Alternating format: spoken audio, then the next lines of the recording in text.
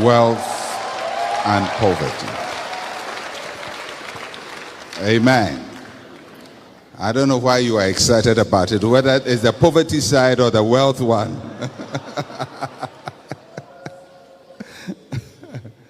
Wealth and poverty are very powerful forces.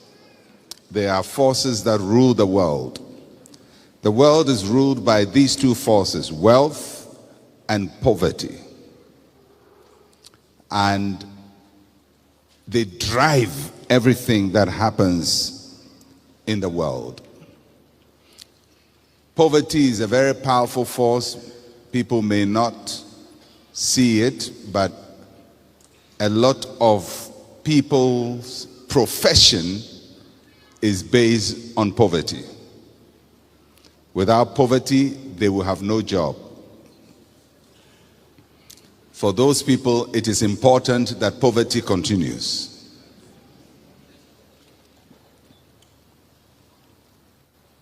A lot of the work the United Nations does is based on poverty. And for the UN to survive, people must be poor. Proverbs chapter 10, verse 15. Proverbs chapter 10, verse 15. The rich man's wealth is his strong city, but the destruction of the poor is their poverty. It's a very powerful phrase. The rich man's wealth is his strong city, but the destruction of the poor is their poverty. So that clearly tells you that poverty is a destroyer. It is that which destroys the poor. And it beats my imagination why anybody will embrace a destroyer as a friend. Or anybody will preach that a destroyer is good for you. Because the destruction of the poor man, cars.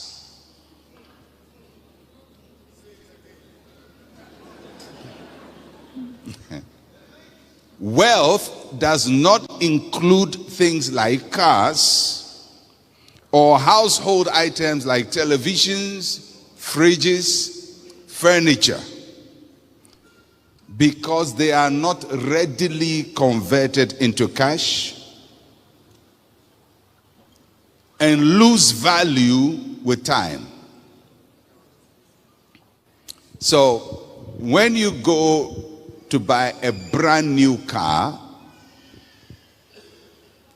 from the moment you drive the car from the lot out, it loses about 20% of its value. Just by driving it out. That means that if you bought a car, drove it out, returned it the next day, the price of your car will be discounted. So the car hasn't given you money, it has actually cost you money. It's interesting that people see possessions of things like cars as manifestation of wealth. So sometimes when you see people showing off their wealth and they say, look at my cars. And they show you all kinds of cars they have as a sign of wealth. Wealth is not seen in cars because cars do not appreciate in value, all things being equal, except it's an antique car or one-of-a-kind car. Apart from that, your car is an expense to you. To keep it alive, you have to feed it.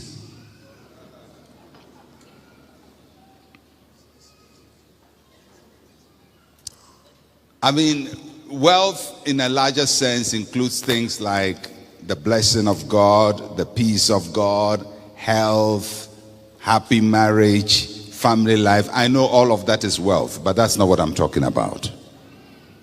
So when I'm talking about wealth, I'm talking about having abundance of valuable possessions. Wealth defends the rich. Ecclesiastes chapter 7 verse 12 says, money is a defense. Those who have money use it to defend themselves, to secure their power and their position. When you have no money, you have no defense. It's just amazing what can happen to people when they have no money.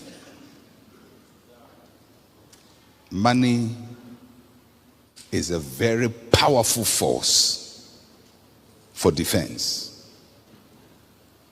It will defend your dignity.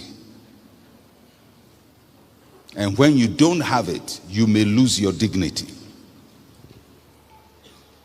Never, ever in your lifetime praise poverty. Never.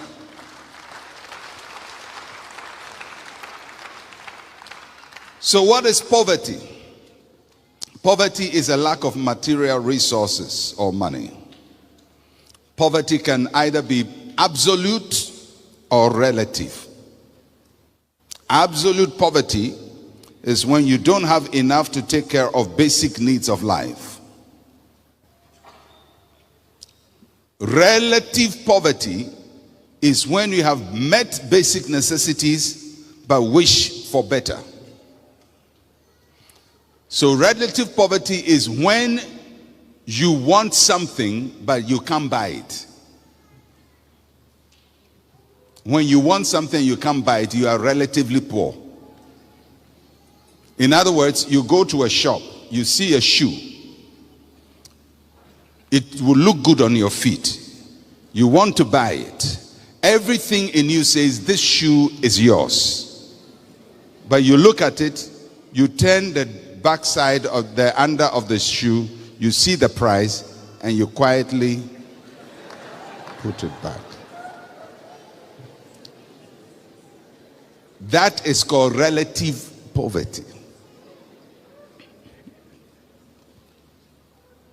So relative poverty is when you desire something which is good for you, and it may not be something extraordinary, but it's good. Maybe you want a second pair of shoes, you want a better trouser, you want a better bed, you want, a better car, but you cannot buy it.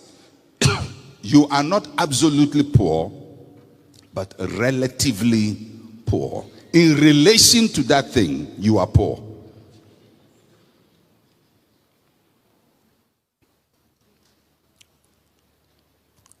In this world,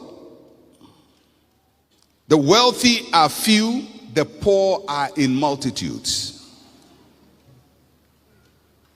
65 people of the world's wealthiest people own half of the wealth of the world.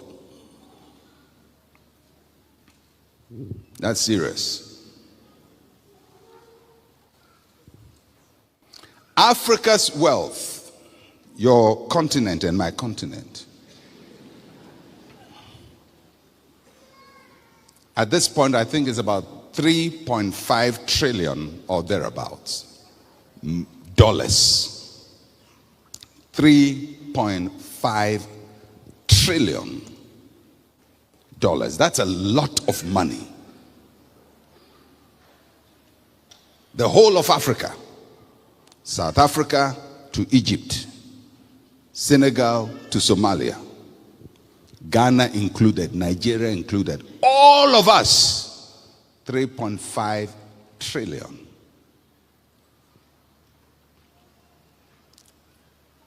The wealth of 4 companies, Apple Computers, Google, Alphabet, we just crossed 1 trillion. Amazon, Facebook, the one you've been using. These 4 companies, 4 companies are richer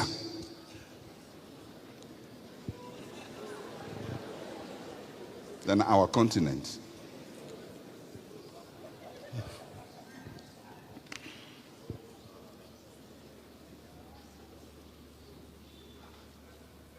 Four companies, most of them established in my lifetime, for all of them established in my lifetime.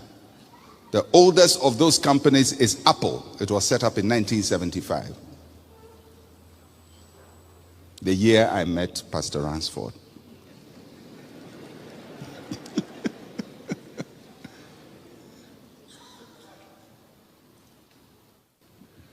Four companies.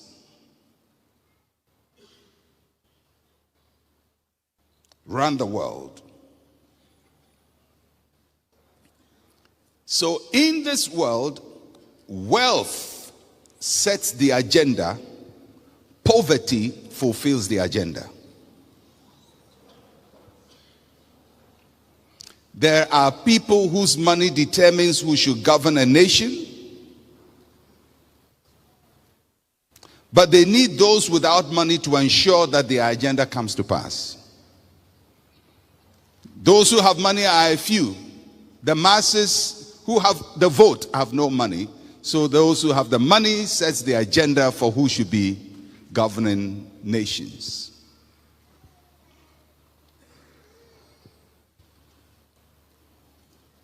There are people whose money finances research, but they need those without money to believe in the research. So the people with money pay scientists to conduct research and tell us what is true and what is false. So one day they are going to tell you that based on their scientific analysis and based on their research, something you have believed in all your life is not true. And something all of us know doesn't make sense is right. And they will show you all the evidence. Last year, there was a very major research that was done. It included 500,000 people. That is, 500,000 people were used as the sample for the research on whether people are born gay or they learn to be gay. This is the largest such research with the largest sample base. And the results came out that scientifically, having analyzed 500,000 people, 500,000 people, there is no evidence that anybody is born gay. Have you heard about that? Why haven't you heard about it? Because somebody has determined what you should hear and what you should not hear.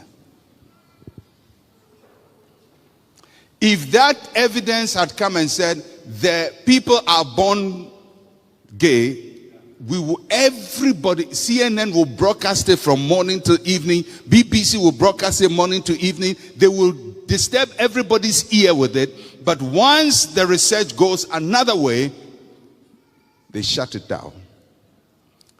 Because the agenda of this world is not set by the poor. It is set by the rich. And whoever wants to make you powerless, one of the most fundamental things they will do in your life is to make you not have money.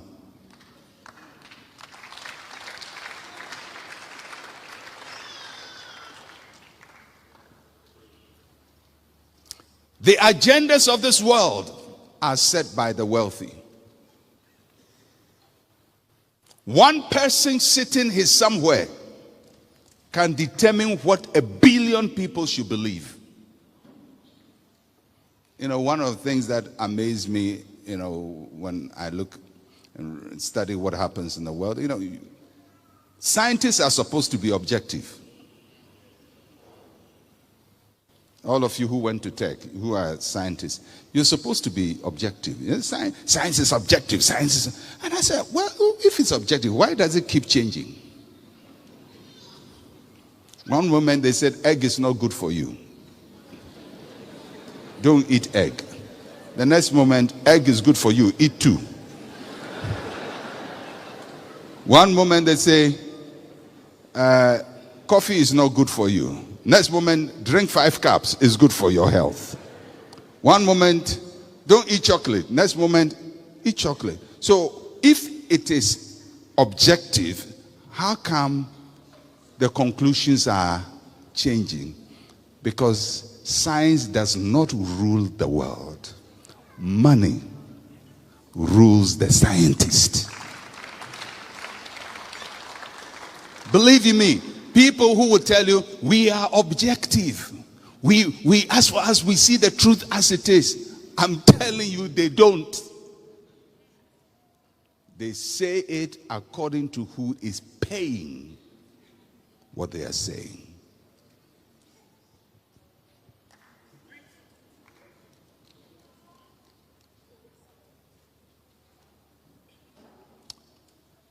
And that is one of the big challenges for us as Africans. Because people set the agenda for us and we follow. Since I became aware as an adult, I have seen African countries go under IMF programs, World Bank program, structural adjustment, accelerated structural adjustment, economic recovery, HIPIC. I mean, we've gone through over and over and over and over and over and over, and I've never seen one African country come out of poverty, in spite of all the monies that have been poured into our countries. So do you think if they wanted you to come out of poverty, they couldn't have done it? How can you give people billions of dollars and it doesn't change anything?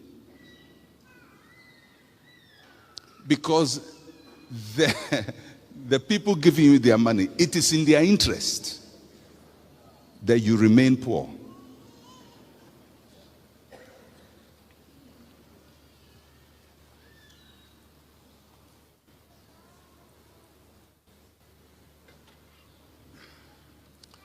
Money is very powerful. You may say, well, Pastor, money is powerful. Money led Delilah to deceive Samson. She wasn't a bad girl.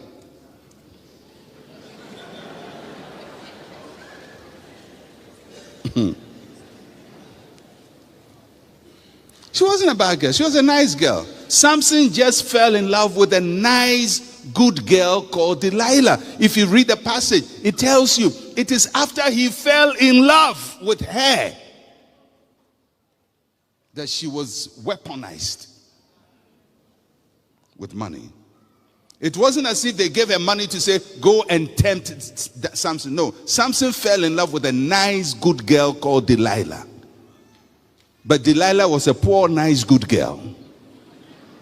And the Philistines came to Sister Delilah and say, we can solve your university education problems. We can solve your mother's financial problems. We can solve your father's financial problems. All we want is ask this man one question and get the answer for us. How did they get a nice girl who has fallen in love with a nice, handsome, macho man to betray him? Money.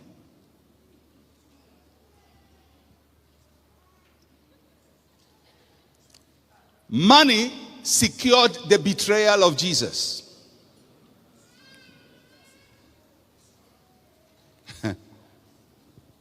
We can bring the devil in, but whatever it is, it was money.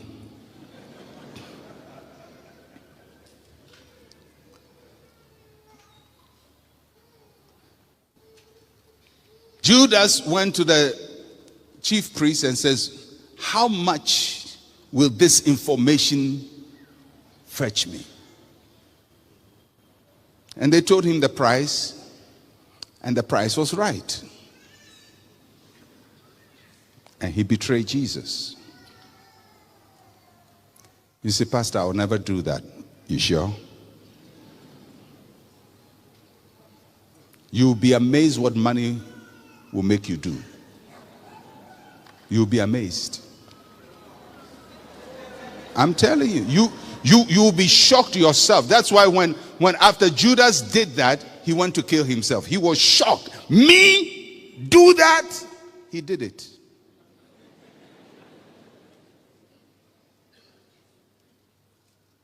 Oh yeah, people have done things they never thought they have done. Christians have done things they never thought they would do. Married women have done stuff they never thought they would do. Money changed the story of the resurrection. When Jesus Christ rose from the dead, Matthew chapter 28, verse 11 to 15.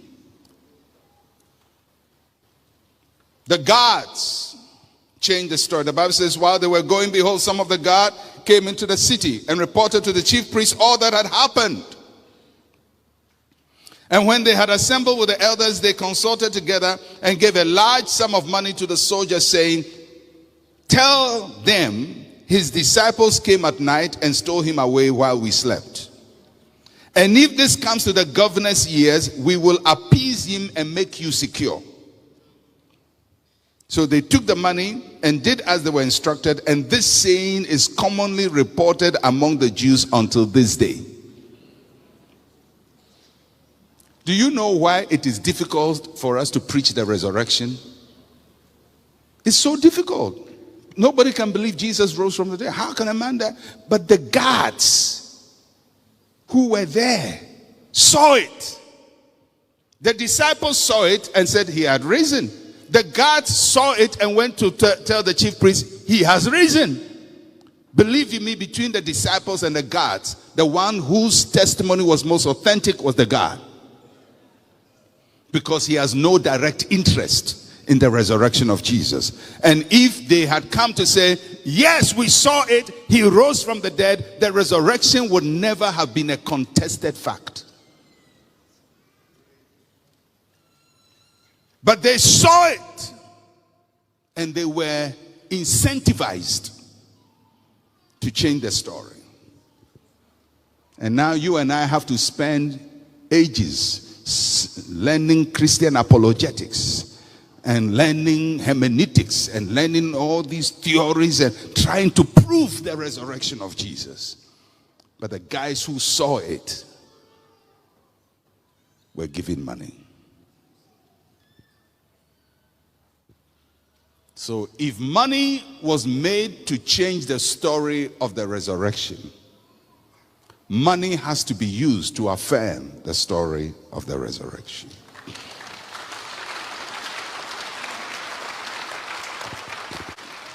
You can be as prayerful as you want. If you are denied money, your influence will be limited.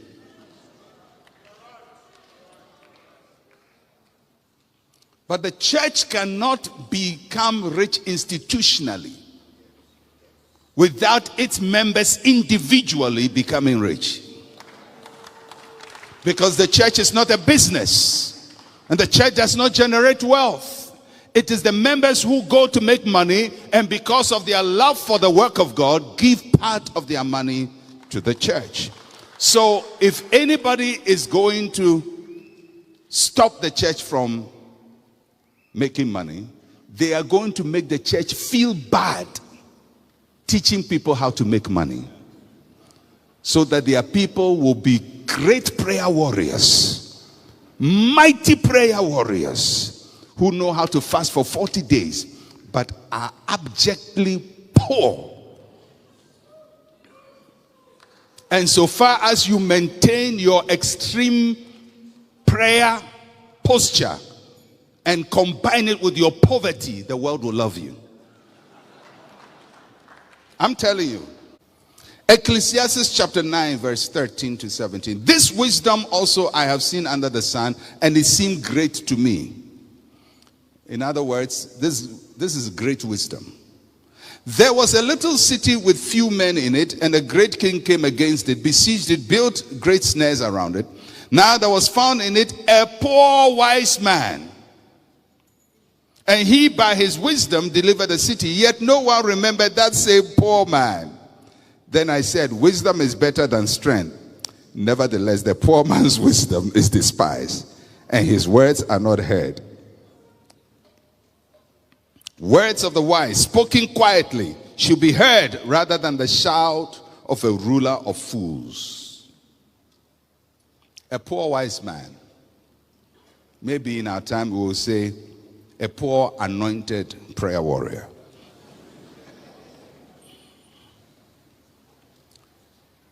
Poor wise man, the Bible says he by his wisdom delivered the city.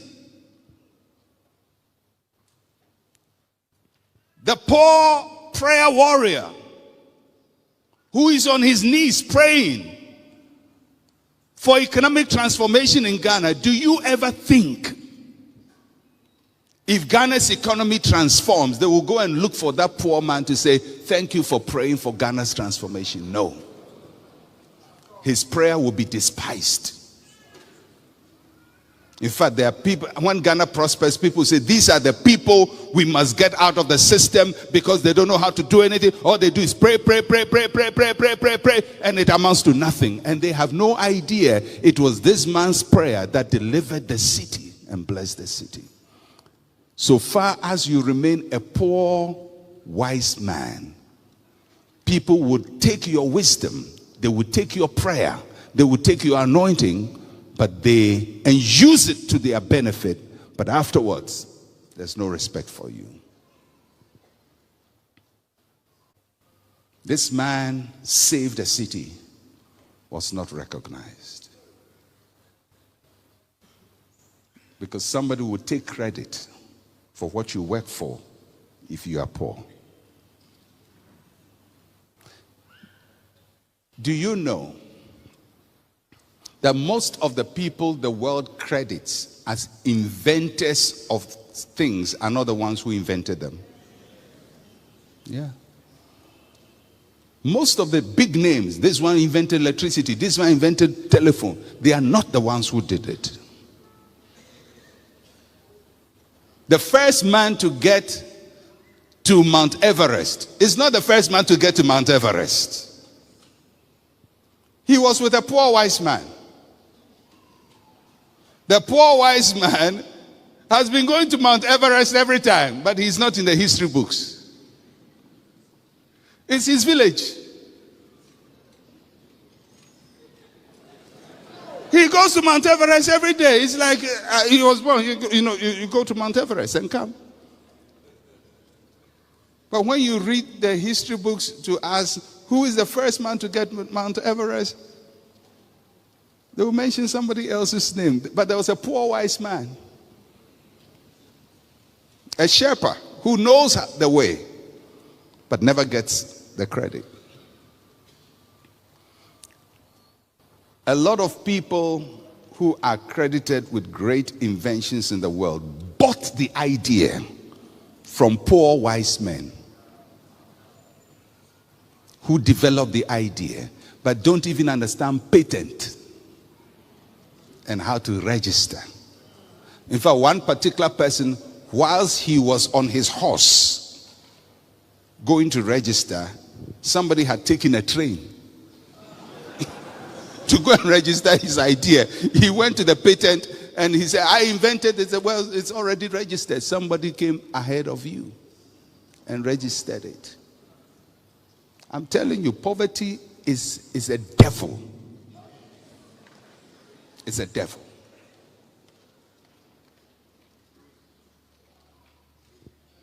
I don't mind if you are poor, but don't praise it. Fight it. Hate it. Work against it. But don't accept it as your natural state.